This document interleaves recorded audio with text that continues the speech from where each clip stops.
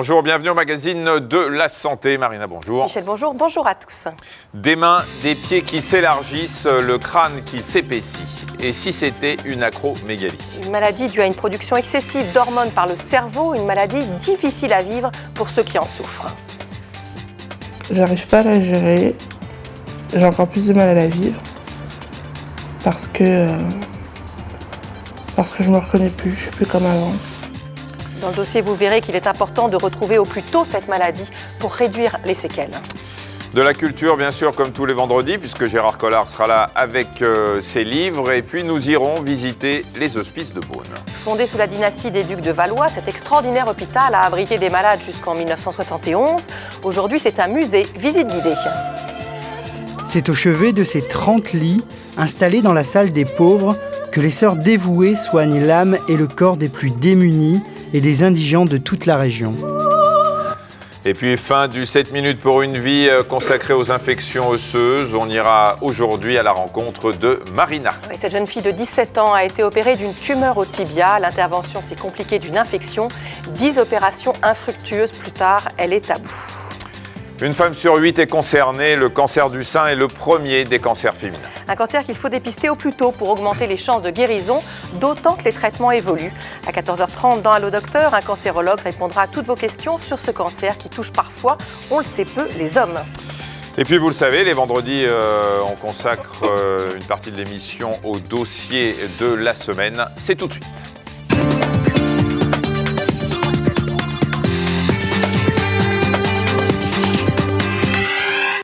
On va parler aujourd'hui d'une maladie rare, invalidante, qui touche près de 25 000 personnes en France et qui survient le plus souvent vers 30 ou 40 ans.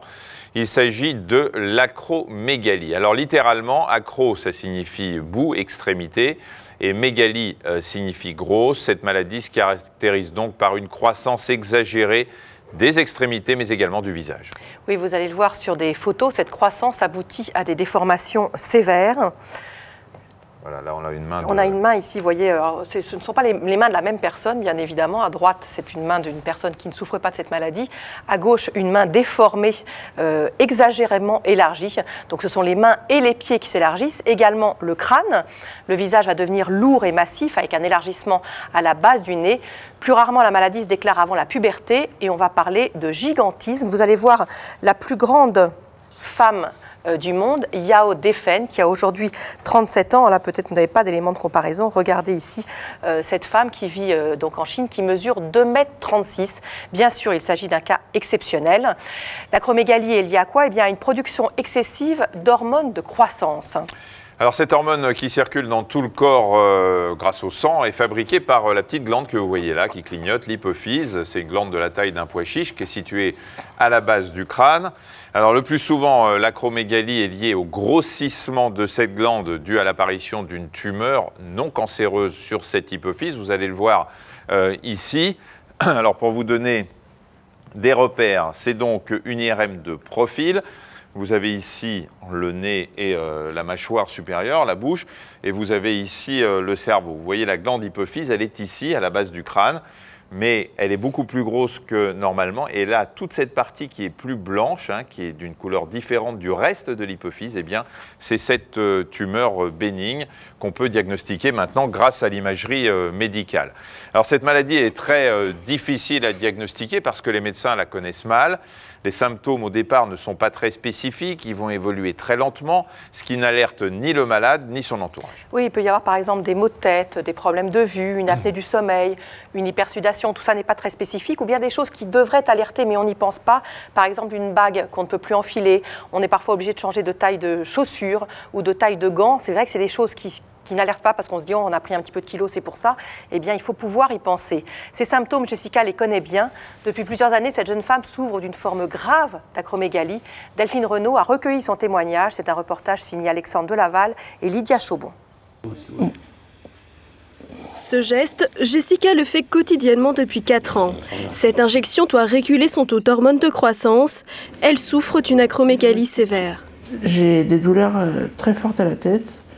Des douleurs musculaires quand je bouge. J'ai des douleurs au niveau de la nuque, parce qu'apparemment j'ai un problème au niveau de la moelle épinière, ce qui est dû aussi apparemment à l'acromégalie. J'ai les organes qui ont grossi, le cœur qui est trop gros, le foie qui est trop gros. Donc j'ai des régimes à respecter, je fais de l'hypertension artérielle, un diabète. Bonjour mon bébé. Bonjour maman. Des symptômes lourds qui l'handicapent tous les jours. La jeune femme ne peut plus sortir, elle n'arrive plus à travailler, ni à s'occuper de sa fille. Jessica avait 20 ans lorsque les médecins mettent annonce sur sa maladie.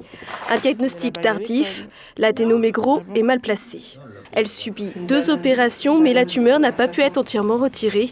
La maladie continue d'évoluer.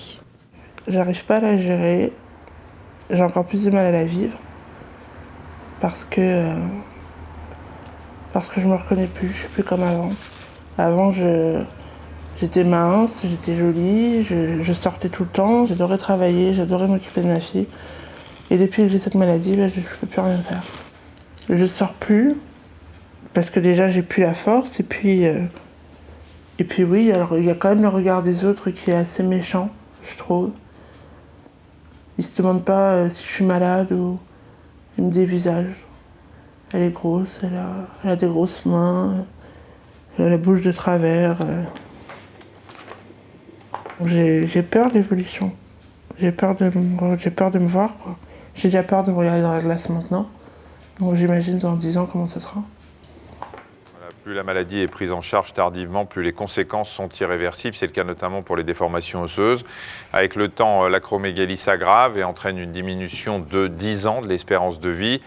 Et pourtant, il existe un traitement médicamenteux. Oui, il s'agit d'injecter un produit qui bloque la fabrication d'hormones de croissance et qui, de ce fait, diminue les symptômes. Il est parfois aussi possible d'opérer et de retirer la tumeur qui stimule l'hypophyse. Delphine Renaud et Alexandre Delaval ont suivi cette intervention qui se fait par endoscopie. On va passer par une narine et on va arriver, on va ouvrir, on voit le trou ici sur le crâne en plastique, la base du crâne, la selle turcique pour arriver jusqu'à la glande hypophysaire et l'adénome qui est dedans. Ce type d'intervention se faisait avant en incisant la gencive au-dessus des dents ou bien par le nez aussi mais avec un microscope opératoire. Ce qui a changé plus récemment, c'est de la faire sous endoscopie. On va amener la lumière plus l'optique pour grossir jusqu'au contact de l'endroit où on va travailler. Ça permet quand même de mieux voir, de mieux éclairer, d'avoir un champ de vision plus large. Autre avantage, cette intervention est beaucoup moins douloureuse pour le patient. L'opération débute par une incision de la muqueuse au fond du nez. On décolle la muqueuse après l'incision. On pousse la cloison nasale qu'on mettra à la fin de l'intervention. Il faut poursuivre jusqu'au fond de la cavité nasale. Au fond, justement, c'est la selle turcique, là où il y a l'adénome. On rentre dans une cavité, voilà, et on va voir au centre de cette cavité la selle turcique. Donc on fait une fenêtre dans l'os. Une fois qu'on a ouvert l'os, on arrive sur la dure mère. La dure mère, c'est la membrane qui protège le cerveau. Et on va l'ouvrir pour découvrir l'adénome.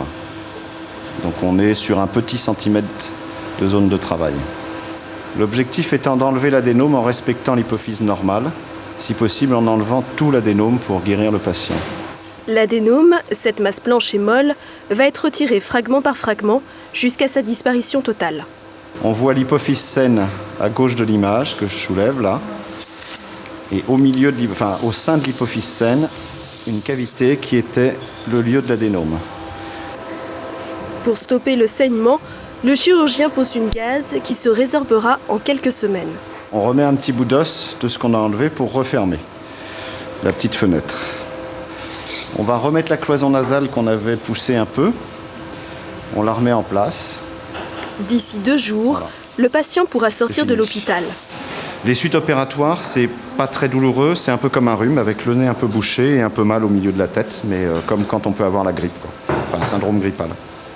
Dans 3 mois, le malade passera des examens afin de vérifier si son taux d'hormones de croissance est revenu à la normale. Si ce n'est pas le cas, il devra suivre un traitement par injection.